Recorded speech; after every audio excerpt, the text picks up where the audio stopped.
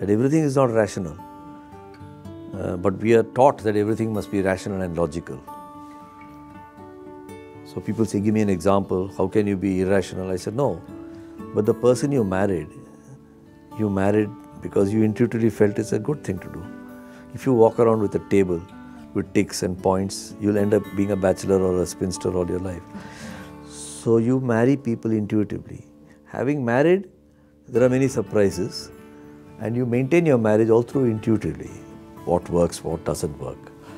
In the same way in your career and life, you use your experience, but up to a point where experience can teach you. After that experience can't teach you, you use intuition. So how do you balance this? That is the first book I wrote. Was who's your biggest enemy in your happiness and your career? It is yourself.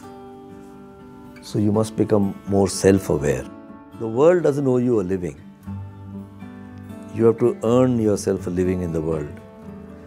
So don't crib about your boss. And remember, your boss has outsourced a part of his work to you. You have to give customer service to the boss. And that's not the same as apple polishing. So the cluster of these books, I converted into a teaching material, which I call Learning What's Not Taught.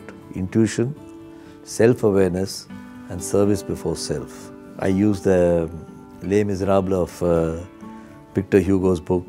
I use Greek characters. I use Indian mythological characters. I looked at nature, and I looked at the animals and the insects and the birds and I found that you can tell a story. So for example, on sharing knowledge. So you must be open, and I took an example of two birds. Both of them used to drink milk from the open can in England in the 1900s because the cream used to be on the top. But in 1945, they introduced pasteurized milk in a bottle with an aluminum cap.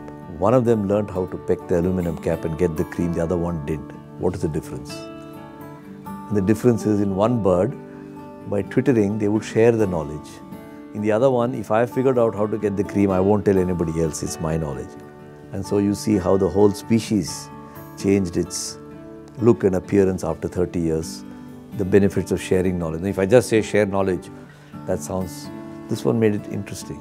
And I think storytelling is the best way to impart ideas to people, because it's heart to heart, it's not head to head. And people respond to that quite well. My next book, which I have yet to give a title, but it's something like leadership in life. So I'm analyzing the virtues that we look for in our lives, which we think are very clear but are actually not clear, and how it affects our work and our life, and how do you manage this, because it has come every day to you. And I'm bringing out the concept that there are different types of time. One is clock time. I know it's 20 minutes, it's over. But sometimes when I'm doing something very interesting, the 20 minutes feels like 2 minutes. I always say, I don't offer you a roadmap, I offer you a compass. And you have to figure out with the compass. This will show you that that's the approximate right direction. You have to actually make your own path. So in that sense, it is a sort of a self-help book, but it's different from the way many books come out on management. 7 steps to effective human relations. I don't do that kind of stuff.